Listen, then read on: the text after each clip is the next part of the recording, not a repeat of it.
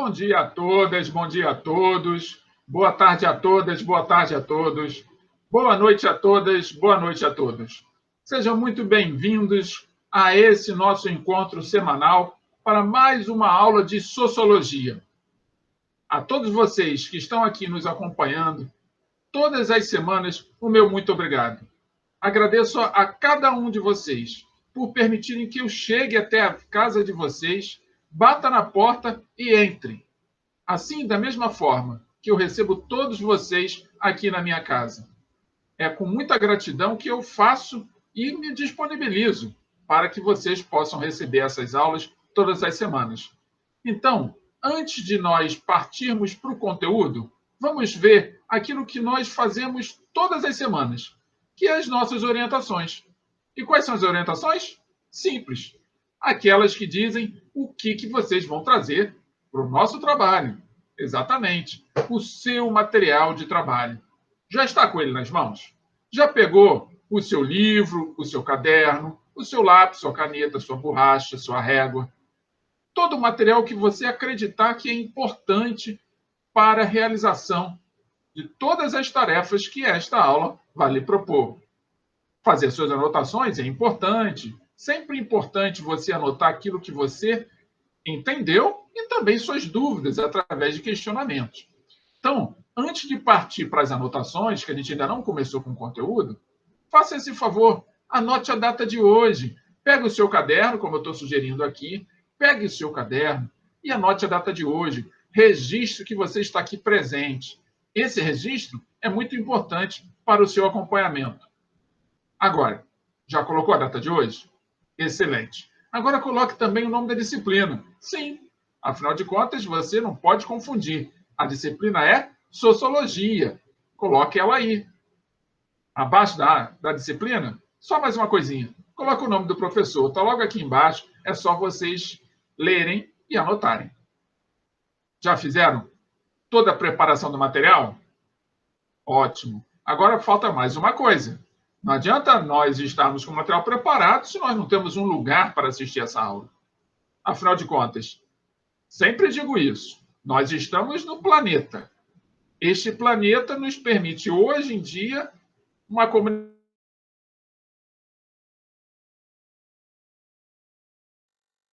Ao mesmo tempo que estamos juntos, estamos separados. Mas não é por causa disso que você vai fazer ou acompanhar esta aula em qualquer lugar. Então, a minha sugestão está aí para vocês na tela. Eu sugiro você acompanhar essa aula, por exemplo, num sofá, onde você possa estar confortavelmente acomodado e acomodada. Se não gosta do sofá, pode ser numa mesa de uma cozinha, pode ser numa mesinha em separado, que você possa pegar e colocar em algum lugar. Agora, é importante, qualquer lugar que você esteja, leve a sua canequinha d'água. Eu já estou com a minha garrafinha aqui, ó. Como todas as aulas, eu sugiro a vocês uma canequinha d'água para hidratar a mente, hidratar o corpo, para que vocês possam chegar até o final desta aula saudáveis. Não quero ninguém aqui tendo apagão. Afinal de contas, eu falo muito, tem muito conteúdo, e a gente, às vezes, entra em processos de reflexão que podem fazer você ficar um pouco adormecido, mas não adormecido ao ponto de vista de dormir, mas adormecido do ponto de vista de ficar tonto, zonzo, porque a capacidade de exercício, de raciocínio, ela faz isso com a gente. Então, é por isso mesmo que está aqui, como sugestão para vocês, que é terminantemente proibido assistir e acompanhar esta aula na cama. Porque na cama, você vai ter duas coisas. Primeiro, é muito confortável, ou pelo menos deveria ser, né? Mas é muito confortável, vamos supor que seja. E segundo, como a aula vai exigir muito do seu raciocínio, das suas reflexões, dos seus pensamentos, você já tem uma tendência em ficar meio adormecido. Se estiver na cama, vai roncar, vai babar, etc. e tal. Não quero que ninguém aqui babe, não quero que ninguém aqui ronque, para não atrapalhar ninguém na sua casa. Então, faça esse favor, assista essa aula em qualquer outro lugar, como isso que eu sugeri, menos deitado à cama. Combinado assim? Então, para fechar a nossa apresentação, não poderia deixar de comentar, né? Afinal de contas, nós estamos assistindo esta aula e entregando esta aula para vocês pelo YouTube. Então, o YouTube é o nosso mediador nesse momento. Enquanto mediador, ele nos oferece uma série de ferramentas. E uma das ferramentas que eu acredito que é muito importante é aquela que diz: inscreva-se no canal. Sabe por que eu acredito que seja muito importante? Porque a partir do momento que você procura uma escola para estudar, você não tem que fazer uma matrícula. Você não vai, coloca teu nome, leva a sua documentação, para que você possa realmente ser visto e reconhecido ali, naquele lugar, como estudante daquela escola. Agora, aqui no YouTube, qualquer pessoa do planeta pode estar assistindo essa aula. Mas como é que eu vou saber quem é? Como é que eu vou acompanhar? Como é que eu vou poder entender qual é a melhor metodologia para atendimento das necessidades de todos aqueles que assistem? É para isso que serve a inscrição no canal. Então, inscreva-se no nosso canal. Esse é o primeiro passo. O segundo passo é clique no sino. Todos os vídeos que você assiste, provavelmente, pedem para você clicar no sininho. Mas para que serve o sininho? É uma campainha. Uma campainha que vai dizer o seguinte: ô fulano, ô fulana, olha, a aula já está no ar. Vai lhe avisar, vai permitir que você esteja acompanhando de perto todos os lançamentos de aula. Então, clique no sino para que você possa receber essas notificações. E, como a gente sempre pede, no final, acabou a aula, você gostou da aula? A aula te trouxe algum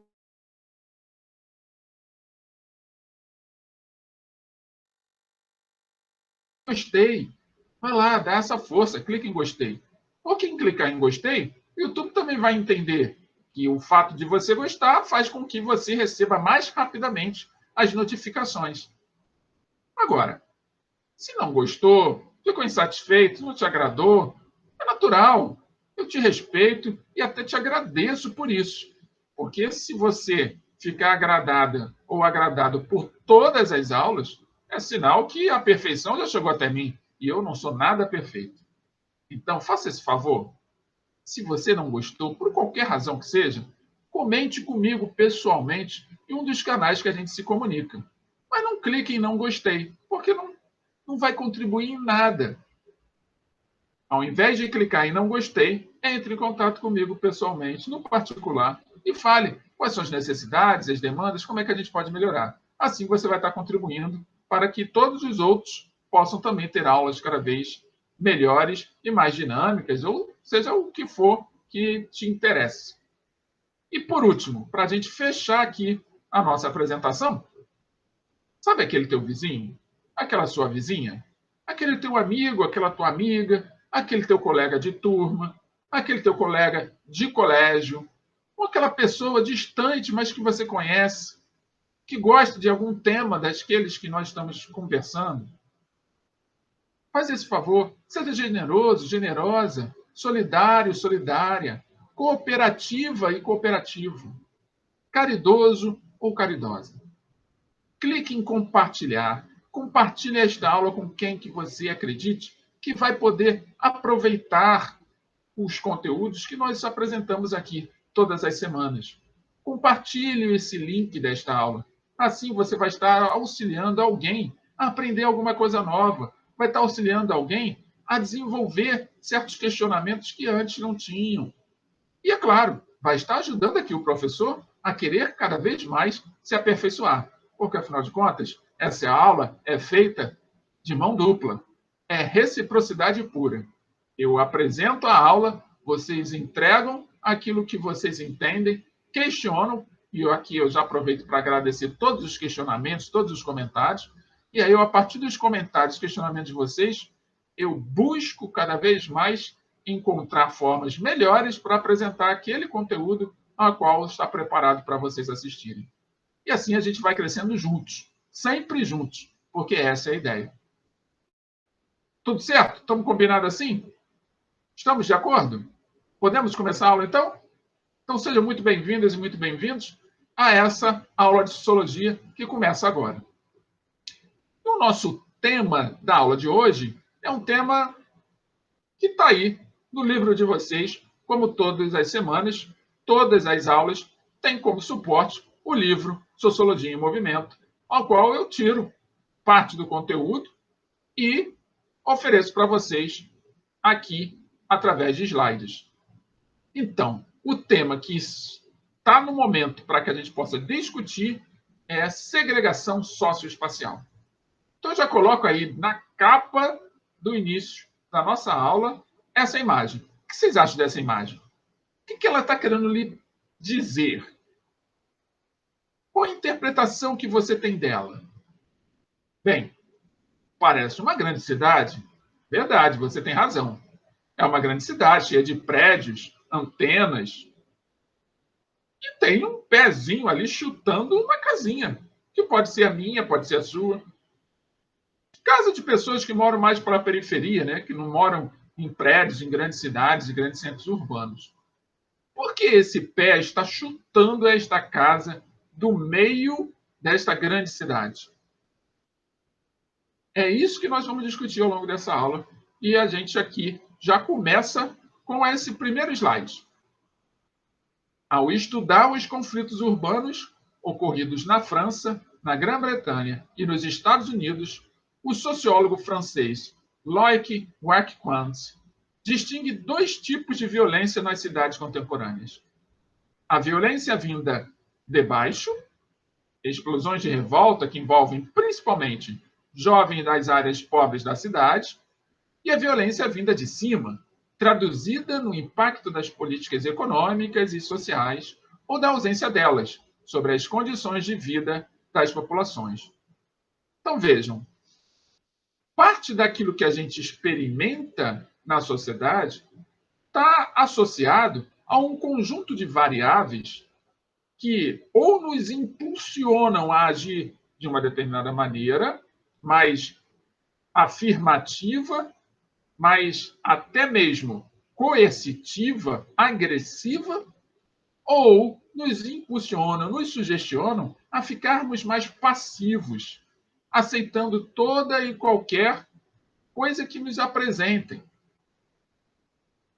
Quando estamos discutindo ou um lado ou o outro, ou a parte mais ativa ou a parte mais passiva, é natural, tanto uma quanto outra, ter o seu grau de violência. Esta violência, às vezes, é vista por todos, independente de pertencerem ou não àquela sociedade. Por quê? Pela razão que nós estamos aqui conversando à distância. Porque hoje, com as redes de comunicação, principalmente essas redes de comunicação que utilizam a internet para divulgar, elas podem chegar a qualquer momento, a qualquer instante, em qualquer casa, em qualquer local em que estiver uma conexão de internet.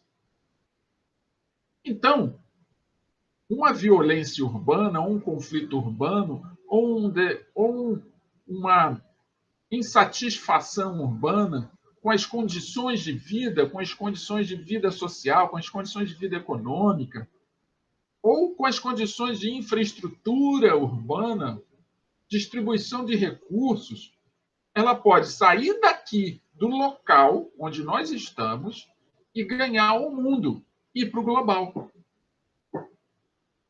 E isso faz com que a publicidade dos efeitos da violência faça com que a própria violência ganhe tamanhos que nem sempre eram os objetivos daqueles que estavam agindo de forma violenta. E mais, quando se fala de violência, a primeira coisa que vem na nossa cabeça, agressão física. Não é natural? Acredito que muitos de vocês aí, quando eu acabei de falar de violência, começaram a pensar, nossa, ele vai falar de agressão física, de segurança pública, de polícia. Não. Existem vários tipos de violência. E uma das violências que mais nós vivemos na nossa sociedade é a violência moral. É aquela que nos atinge no nosso íntimo. E nós nem sempre percebemos que estamos sendo atingidos. Ou é por uma palavra mal encaixada ou encaixada propositalmente num determinado discurso, seja de quem está próximo de você ou distante. Seja, por exemplo, você ter dúvidas sobre a sua própria identidade. Quando alguém coloca ou se coloca diante de você como se fosse superior, e você aceita aquela condição sem perceber, sem questionamento, sem uma reflexão, sem um raciocínio. Então, violência não é somente o aspecto físico, material da agressão, como muitos meios de comunicação gostam, do sangue escorrendo pela tela. Não é isso. Ou não é somente isso. Compreendem?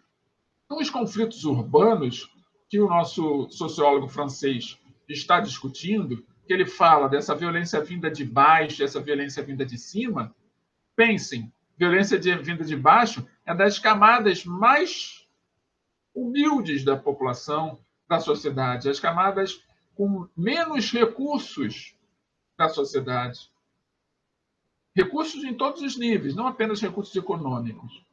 E já a violência vinda de cima já é aquela que tem uma associação com todos aqueles grupos que detêm o poder econômico, mas também todos aqueles grupos que detêm o poder intelectual, por exemplo, que tem ou acredita que possui cultura superior aos demais. E aí vai uma dica para vocês, na verdade, é uma orientação. Não se compara a cultura. Não existe cultura superior e cultura inferior. O que existe é cultura. Esse momento agora que nós estamos aqui dialogando é um momento em que nós estamos aprendendo uma nova cultura. Não importa se um aluno está assistindo uma aula num computador super sofisticado e o outro assistindo a aula num smartphone mais humilde, menorzinho. A aula é a mesma. O uso da ferramenta é o mesmo. O recurso econômico para comprar esse ou aquele equipamento é diferente.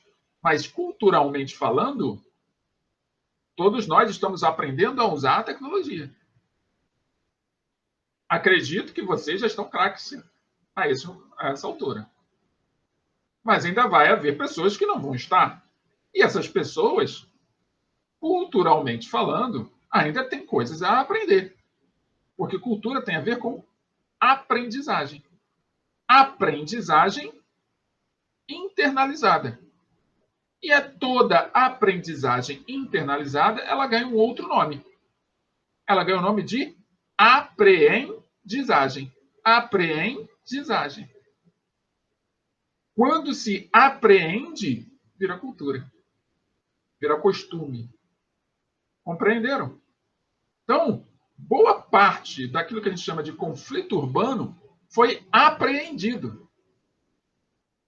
E essa aprendizagem faz com que muitos dentre nós apenas reproduza aquilo que está dentro de si. E não se dá nem a chance de reavaliar aquilo que carrega. Porque muitas vezes aquilo que nós carregamos nem nosso é. Foi nos ofertado gratuitamente, publicitado, ou seja, usou publicidade para que a gente pudesse aceitar, a gente comprou e passa a viver como se fosse nosso. Reflitam sobre isso. Dúvidas, comentários, coloquem aí no espaço adequado que a gente responde a todos, tá bom? Mas vamos para a próxima tela. Chegou a nossa primeira palavra-chave, política social. Anotem aí a primeira palavra-chave, política social. Prosseguindo aqui na leitura, nos acompanhe na leitura, que é importante. Detalhe, não apenas acompanhe a leitura, observem as imagens, que eu estou propondo a todos vocês. Não entendeu a imagem? Comente ela. Mas cada imagem, vou fazer o esforço de sempre comentá-las,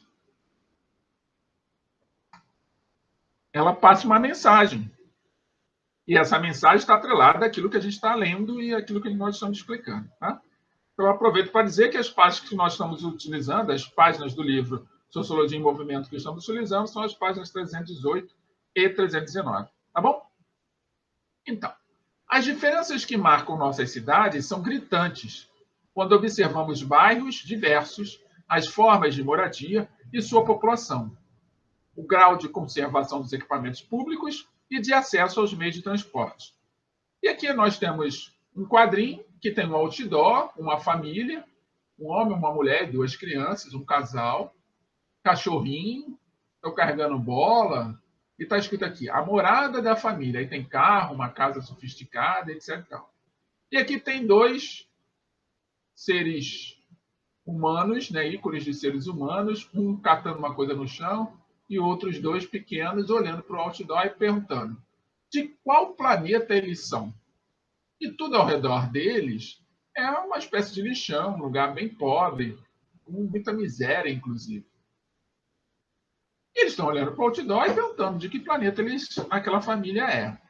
Bem, não é de planeta nenhum, que não seja o nosso, é do nosso próprio planeta. O que a gente pode observar ali? Existe uma diferença gritante entre a imagem do outdoor e a realidade daquelas pessoas que estavam ali, pelo menos daquele desenho que indica pessoas que estavam ali embaixo. O que isso significa? Primeiro, que existe uma diferença gritante, como foi dito aqui, entre as cidades, grandes centros, e a periferia. Onde é a periferia? Geralmente, tudo que está fora do grande centro. Eu posso ser uma periferia próxima ou pode ser uma periferia mais distante. Quanto mais distante do grande centro, mais periferia eu vou ser. Mas qual é o problema de ser periferia? Nenhum. Não tem problema nenhum. A grande diferença entre ser periferia e não ser periferia é o acesso a determinados recursos culturais, recursos de infraestrutura urbana, recursos como acesso à escola, acesso à saúde, a meios de transporte, que aqui no nosso texto chama-se de equipamentos públicos. A partir do momento que eu começo a compreender que ser da periferia não é um xingamento, não é uma ofensa, que está associado apenas à administração do poder público, a gente pode começar a dar passos mais firmes na direção da compreensão de que as minhas competências, as minhas habilidades, tudo aquilo que eu sei, tudo aquilo que eu aprendo, tudo aquilo que eu almejo para mim e para minha família, para os meus futuros queridos amigos que eu ainda nem conheci, tudo isso que eu desejo não está associado ao lugar onde eu vivo. Se o lugar que eu vivo falta saneamento básico, tem dificuldade de arranjar escola, tem difícil acesso a meios de transportes coletivos, como ônibus, trem, metrô, não tem cinema, não tem teatro. Se no lugar onde eu vivo não tem estas coisas, isso não é sua culpa. Não é responsabilidade sua. Nem você precisa se sentir mal por estar vivendo num lugar que não tenha todas essas coisas. Mas você pode fazer uma coisa: começar a dar mais atenção, a aproveitar todas as oportunidades que você tiver para poder você crescer. Porque a partir do momento que você entender que todo benefício que você busca só depende exclusivamente de você acreditar em si mesmo, a parte que cabe ao poder público realizar vai ser muito pequena. Aquela parte que cabe ao poder público auxiliar vai ser muito pequena. E se ele não fizer, não vai impedir você de alcançar seus objetivos. Então, fique claro na mente de vocês.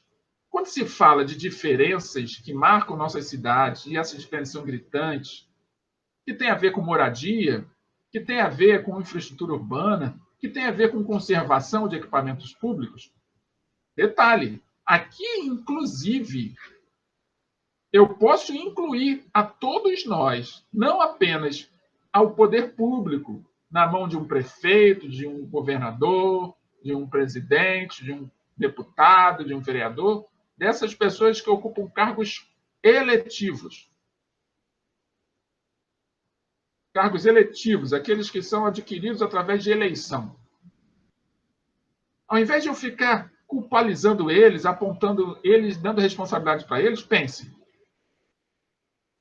Muitos de vocês estudam em escolas públicas. Quantas vezes vocês já ficaram com calor dentro de uma sala de aula? Porque o ventilador estava quebrado. Porque o ar-condicionado estava quebrado. Para aqueles que têm ar-condicionado em suas escolas. Para aqueles que têm ventilador em suas escolas.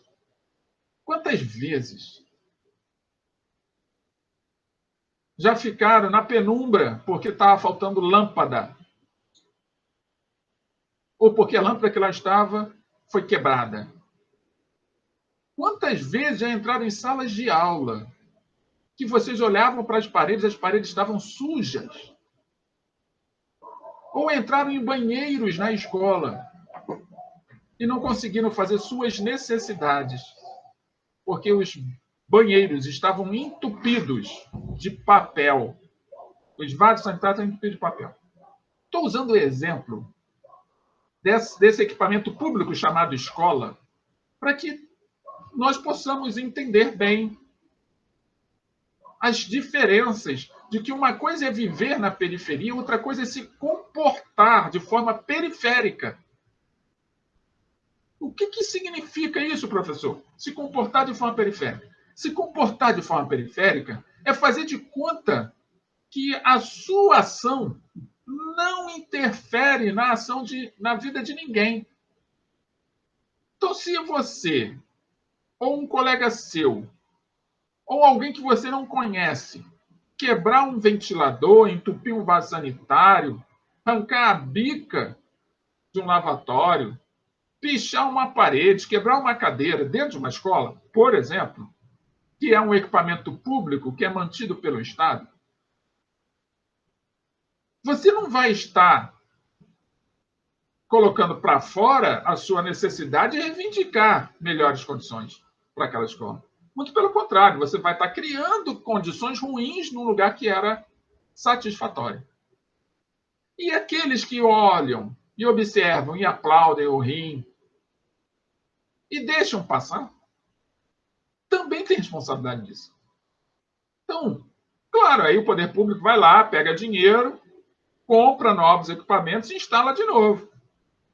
Só que o círculo é vicioso e nós precisamos fazer um círculo virtuoso.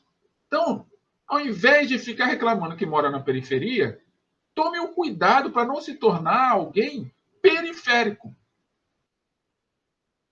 Por quê? Viver na periferia é apenas uma questão geográfica. E se os administradores públicos não utilizam os recursos para melhorar as condições de vida daquela população, é um problema administrativo técnico. Da confusão entre poder público e poder privado. De misturar os meus interesses pessoais com os interesses coletivos. É uma outra discussão que pode até ser resolvida na eleição, através do voto. Ou em reivindicações, em movimentos sociais, ou de reunião de pessoas com mesmos interesses que reivindiquem direitos. Tem várias formas de fazer isso. Mas a gente precisa colocar o dedo na ferida, olhar para dentro de si, ver o que nós estamos deixando de fazer ou o que nós estamos fazendo que está atrapalhando o desenvolvimento daquela condição que eu estou incluso e que eu olho como se fosse conflituosa. Tá bom? O que vocês têm para dizer sobre isso? Fiquem à vontade. Falem, comentem. Já viveram essa experiência? Já participaram de algum evento como esse, de ver alguém pichando, alguém quebrando? Mesmo que não seja na escola, pode ser fora da escola. Destruindo um banco de praça, quebrando uma daquelas academias, né? Equipamentos de academia ao ar livre. Já viram alguém fazendo isso? Pois é essa a ideia aí. A gente começar a refletir, porque quanto mais nós trouxermos à tona a nossa consciência, quais são as nossas responsabilidades, com toda certeza, a vida na periferia vai ser muito melhor. Até porque o custo de vida na periferia é muito menor do que o custo de vida no grande centro. E isso é uma vantagem. Aqui a gente ainda tem, por exemplo, para quem mora na periferia, você ainda tem uma natureza viva. Num grande centro, essa natureza ela não é tão viva quanto aqui. Já pensaram sobre isso? Então, vamos cuidar de nossa cidade. Então, vamos prosseguir. Segunda palavra-chave, diferença social. Anotaram? Excelente. É possível ver nessas diferenças um importante aspecto territorial do processo da formação social brasileira, a segregação espacial urbana. Exatamente.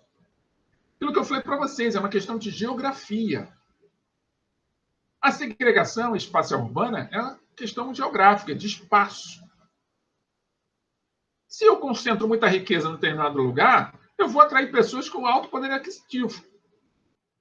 Então, coloque aí a nossa terceira palavra-chave, segregação social.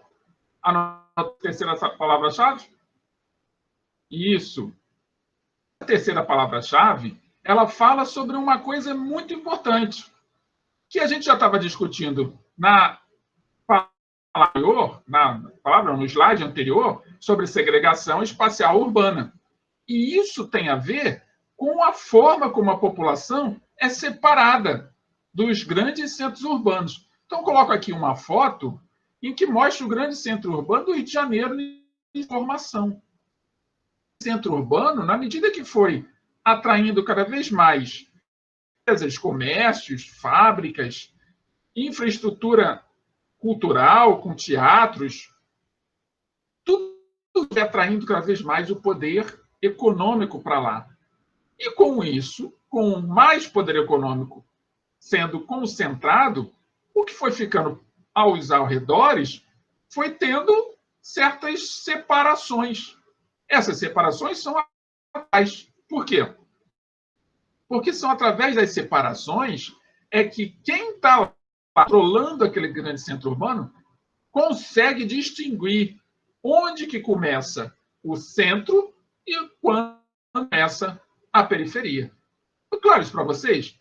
Então, o próprio desenho das grandes cidades, elas deixam bem claro onde que começa o grande centro e onde começa a periferia.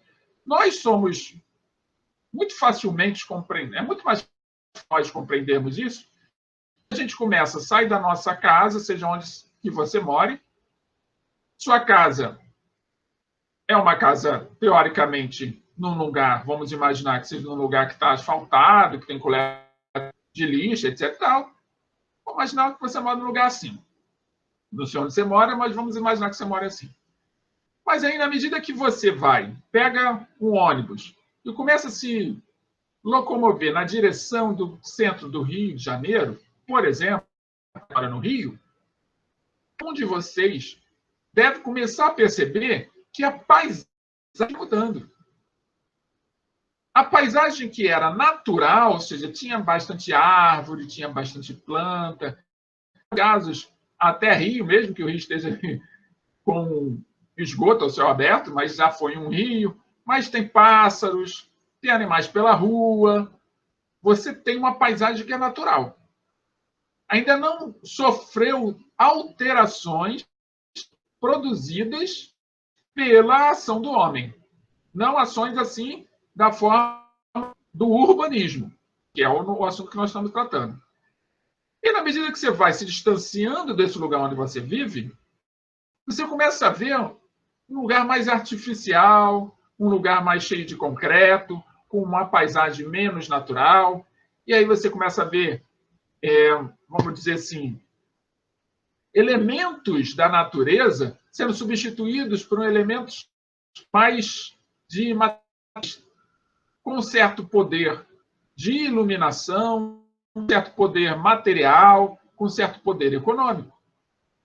Você vai abrindo cada vez mais a distância entre a sua casa e o local onde você está se dirigindo, e você vai percebendo essas mudanças todas. E é isso que nós chamamos de segregação social, que é aquilo que nós sentimos na medida que especialmente vamos perdendo a segregação através das distâncias que o espaço urbano nos propõe. Está claro isso para vocês? Se tiverem qualquer dúvida, perguntem, fiquem à vontade, o que vocês quiserem. Tá legal? E aqui eu coloco uma imagem, antes de eu ler o texto, uma imagem que demonstra claramente isso. Tem dois tipos de imóveis, teoricamente, na mesma área, mas com uma ruptura. De um lado, nós temos concentração de riqueza, do outro, temos ausência de riqueza. Essa segregação espacial, ela acaba sendo reproduzida também na forma, nas condições que cada um vai se adequando às condições que possui. Então, o mesmo espaço, percebam, o mesmo espaço que aqui está construído 3 casas, com piscina, etc., aqui ocupa dezenas de casas. Então, a segregação, nesse sentido, é especial na criação de determinadas classes ou camadas sociais em certas regiões ou cidades. Então, o poder econômico, ele auxilia, sim, na segregação espacial. E, inclusive, segregação social também. E é claro para quem vê que aqui tem mais infraestrutura do que aqui. À minha direita, onde estão as casas mais sofisticadas, com piscina, tem mais infraestrutura do que à minha esquerda, onde casas mais humildes. Agora, a responsabilidade, parte dela, são dos. É claro, nós sempre temos parte daquilo que acontece conosco. Sempre temos um grau de responsabilidade das consequências de tudo aquilo que acontece conosco. Mas aqui nós podemos observar também que a administração pública acaba dando mais ênfase e cuidado a espaços onde tem mais riqueza econômica, riqueza financeira. Por quê? Porque riqueza financeira e riqueza econômica vai proporcionar àquele agente público que está lá empossado em determinado cargo, eleição, por exemplo, a ter recursos para novas campanhas eletivas. Então, o problema não é nosso, enquanto indivíduos.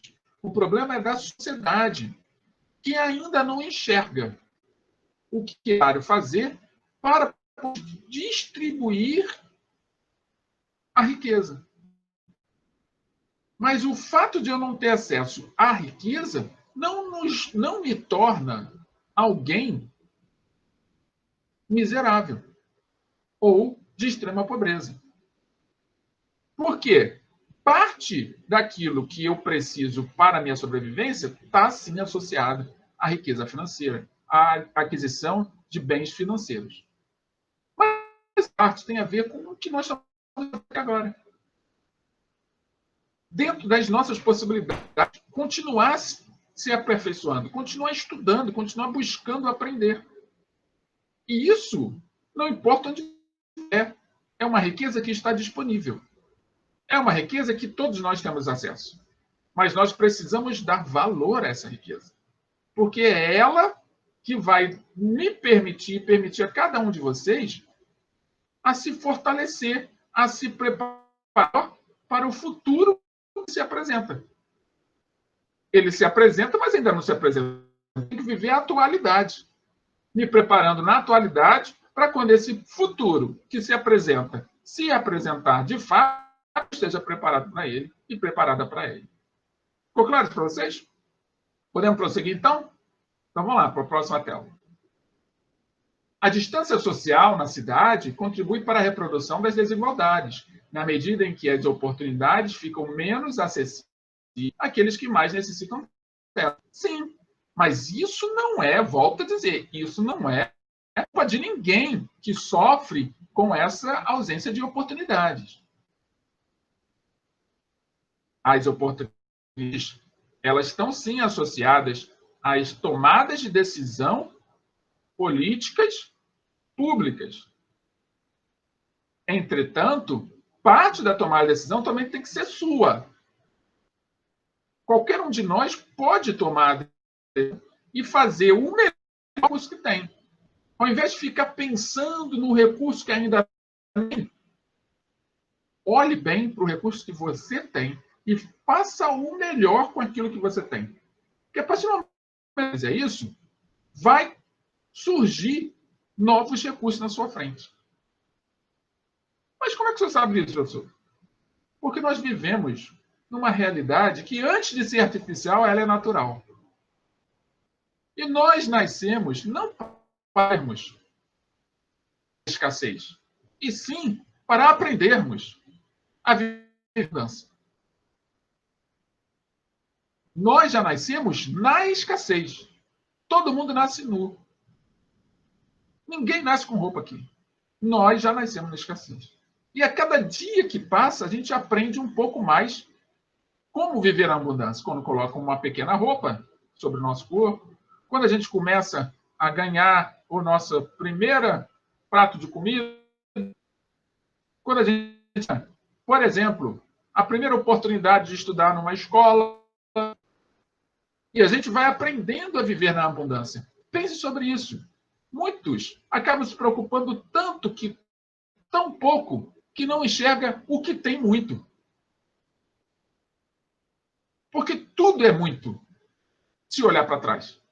Tudo que você tem hoje é bastante, se você olhar para trás. Fizeram uma analogia com o pior que você esteja passando no momento. Este momento é um de muitos outros momentos piores que você já teve. Então, olhe para a sua abundância e pare de olhar para a sua escassez. Culpar o poder público. Ele é culpado por várias coisas, mas tem coisas que são sua responsabilidade. Pense nisso que eu estou dizendo. E se quiser comentar, comente. Estou aqui à disposição para conversar com vocês sobre esses assuntos. Comente, diga a sua dúvida, apresente seu questionamento. Ou simplesmente deixe esses pensamentos estarem na sua mente e reflita sobre eles. Podemos ir em frente, então? Essa imagem aqui que eu deixei para vocês é para que vocês observem essa menina, esse desenho aqui, tem aqui ó, um papelzinho e uma caneta. Ela é uma estudante. E está olhando lá, ó, teoricamente, seria a mãe com os seus 2 irmãos. O que ela pode fazer? Dar dificuldades que ela está vivendo. Ou pensar na alternativa. Veja aqui, ó, a imagem ao lado. Ela vai pensar na dificuldade ou nas competências que ela tem? É essa a ideia? Tudo bem? Podemos prosseguir? Então, vamos lá. Nossa quarta palavra-chave, distância social. Anotaram a quarta palavra-chave? Ótimo. Então, vamos lá. Quanto menos conexões entre os segmentos da população, mais se enfraquece de sociabilidade e mais se priva cada grupo do contato com as diferenças. E aqui eu trago uma chargezinha, tem uma nave espacial, né? Seria aqui um OVNI, um disco voador, dizendo assim, quem está dentro do disco voador, passando em cima de uma grande cidade. Assume a direção que vou descansar um pouquinho. Aí, instante depois, poxa, cochilei só 5 minutos e já estamos em outra. Aí alguém do lado dele diz, não, ainda é o mesmo. Por quê? A nave continua sobrevoando, ela passa pela cidade e ela chega na periferia. As diferenças são grandes? São. Só que essas diferenças, elas não servem para nos amedrontar em relação à vida, não servem para nos deixar enfraquecidos ou entristecidos. Ela serve para que a gente possa enxergar que existe diferença, parte dessa diferença é de minha idade, a outra parte, eu não posso fazer muita coisa de forma direta, mas eu posso me reunir, eu posso me conhecer, como eu já disse aqui em várias outras aulas. Ao invés de eu passar na esquina da minha casa e olhar o lixo que está e ficar reclamando que não houve coleta, porque eu mesmo não vou lá e reúno aquele lixo e organizo ele. Ao invés de ficar olhando para a esquina da minha casa, na calçada da minha casa, e ficar falando assim, pô, está cheio de mato aqui, ninguém limpa, por que você não vai lá e capina aquele mato? São coisas simples que podem mexer primeiro com você, mostrar a você que você quer realizar o que você quiser, e segundo, mostrar que você pode ser um inspirador ou inspiradora de outras pessoas. E se organizar, e essa organização se fortalecer, e todos crescerem. Todos juntos podem ser, não aquela frase que todo mundo conhece, juntos somos mais fortes, mas juntos nós podemos fazer mais coisas.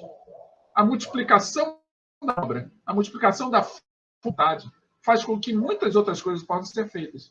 Essa ideia, eu vou transformar da noite para o dia esse morro aqui, cheio de casas humildes, esses prédios.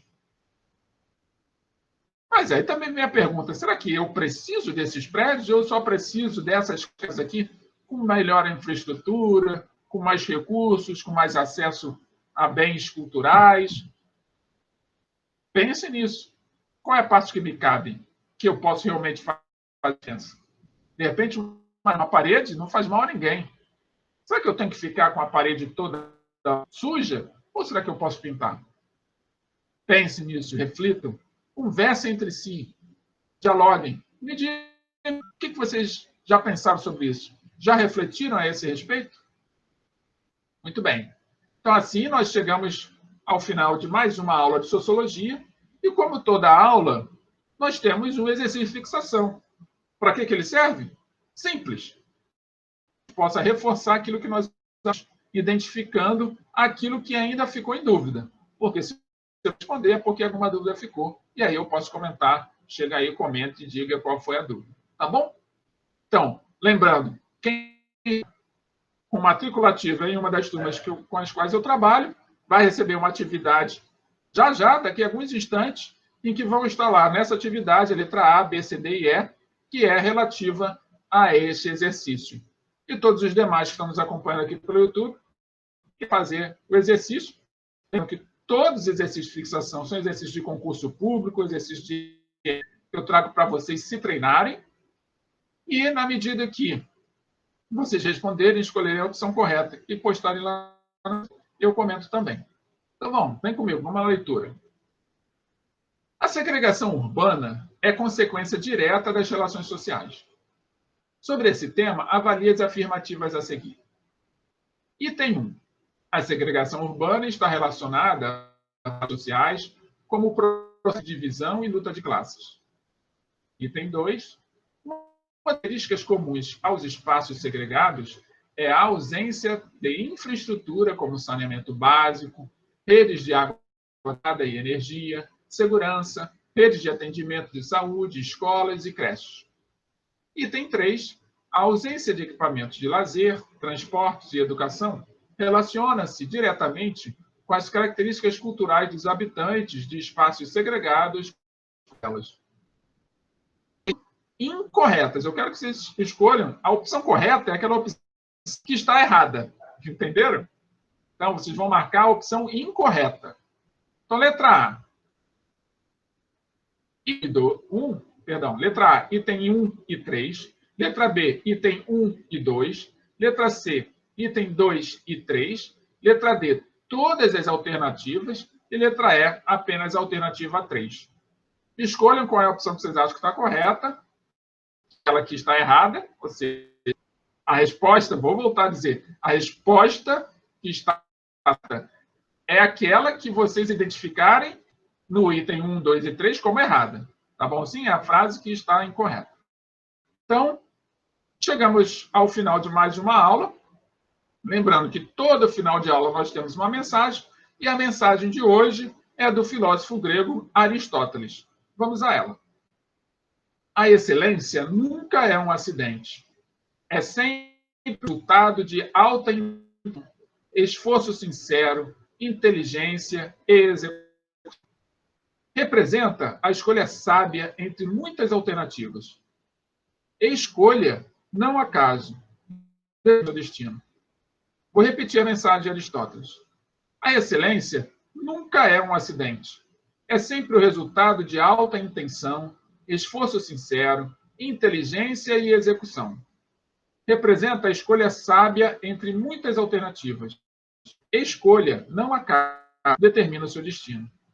Reflitam sobre a mensagem de Aristóteles, comentem se achar necessário. E assim concluímos mais uma aula de Sociologia, com a convicção que nos reencontraremos em breve, na próxima aula, na próxima semana. Um beijo no coração de cada um de vocês e nos vemos na próxima semana. Até lá!